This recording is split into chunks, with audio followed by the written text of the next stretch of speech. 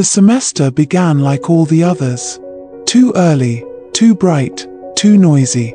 But in the fourth row, by the window that always stayed cracked open, Liang Chen had already chosen his seat. Not because he liked sunlight, but because she always walked past that window, Mai Lin, the girl who never sat still. The girl with fire in her feet and a camera in her bag. He never looked at her directly. Just enough to notice when she entered, just enough to hear her laugh from the hallway. His sketchbook was already open, blank page waiting. This would be drawing number 64. He didn't know her yet, but he already knew how she tucks her hair behind her ear when she's about to speak, and how she wears her canvas bag on her left shoulder, never the right. It wasn't love. Not yet. It was just a seat. By a window. And maybe that was enough. They didn't speak that first week. She took the seat beside him like it belonged to her. He moved his bag quietly each time, as if he'd been saving the space. Mai always came in late, breathless, a pen in her mouth and half a notebook open. Sometimes she hummed without knowing. Sometimes she sighed like the day had betrayed her. Liang never asked her name. She never asked his. But they shared the same desk, like old friends who forgot the beginning. The first time he drew her, he wasn't even looking. She was answering a question, laughing as she spoke, waving her hand like she was conducting music. His pencil moved faster than his mind. Loose strokes, half-caught smiles, a messy bun she only wore on bad hair days.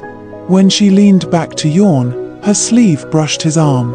He didn't flinch, just shaded the moment in gently, like it would disappear if he looked at it too long. Mai's bag was always overflowing. Books, snacks, tangled earbuds, sticky notes with quotes he couldn't read. One day, her bag fell open.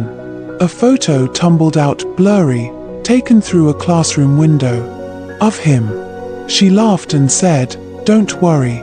I take photos of strangers for a writing project. I make up lives for them." She smiled, but he didn't. Because he wasn't a stranger anymore. Not to himself.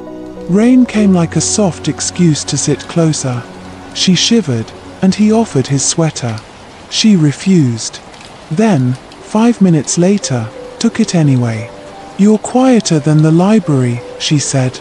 He almost replied.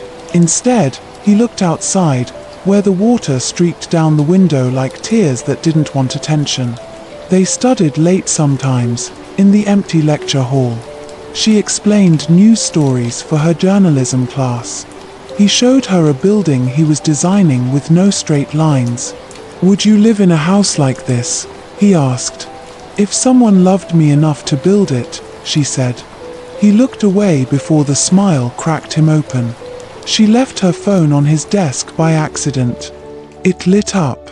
He didn't touch it, but he saw the title of the voice memo recording, "To the boy who never looks at me but always notices me." He stared at the screen for hours after she took it back. She once asked if he had a favorite song. "I don't listen to much music," he said. So she gave him her earbuds, pressed play, and watched him listen. He didn't smile. But he didn't move either. She leaned on the desk, resting her head on her arm. "Sounds like how your drawings feel," she whispered. They were alone on the library stairs. She leaned back, watching the clouds. "Do you ever like someone and never tell them?" she asked. He opened his mouth, closed it, opened it again. "I think. Yes." She nodded slowly, but her eyes were looking far away, maybe at someone else. Maybe at him. He'll never know. Sketch number 100. Her sleeping, cheek resting on her notebook, ink smudged on her fingers. It was his favorite one. He almost tore it out. Almost left it in her bag. But he didn't. He just numbered it, closed the book, and took the seat beside her again. Tomorrow, he'd draw number 101. The classroom got colder in December. He started bringing a scarf. She started arriving earlier. Their hands stayed inside pockets. Their eyes met more, but never long enough. One day, she smiled and said, "You always sit by the window. Aren't you cold?" He shrugged. He didn't tell her it wasn't the window he was watching. He tried to draw her differently once. Not how she looked, but how she made him feel. The lines came out messy, too honest. He ripped it out, folded it small, and threw it into the hallway trash. The next morning, it was taped to his sketchbook with her handwriting. This one looked like love. She spoke too much to everyone. To him, only half sentences. Do you ever just want to leave everything? Don't you think some people feel too loud inside? Sometimes I walk into a room and want to cry without knowing why. He never answered. But every time she spoke like that, he memorized the way her lips trembled after. He never told anyone it was his birthday. But that day, Mai Lin gave him a chocolate bar and said, "Not sure why, but today feels like a day you need sugar." He smiled for the first time. She gasped, "Oh my God, I've never seen you smile." He looked away. Because if he looked at her too long, she'd see the truth. They had to take a group class photo. He stood at the far end, she in the middle.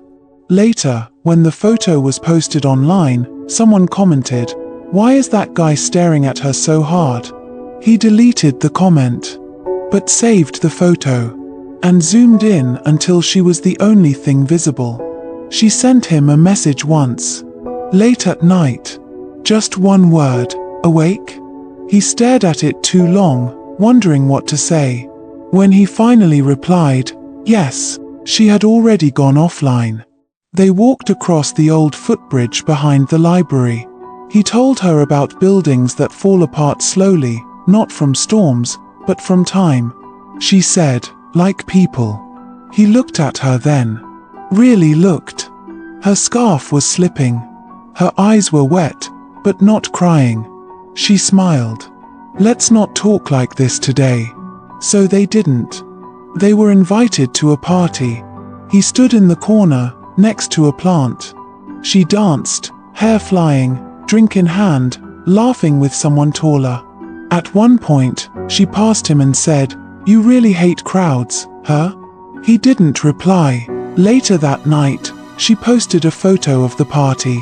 He wasn't in it, but he saw his reflection in the window behind her. He heard her crying in the music room.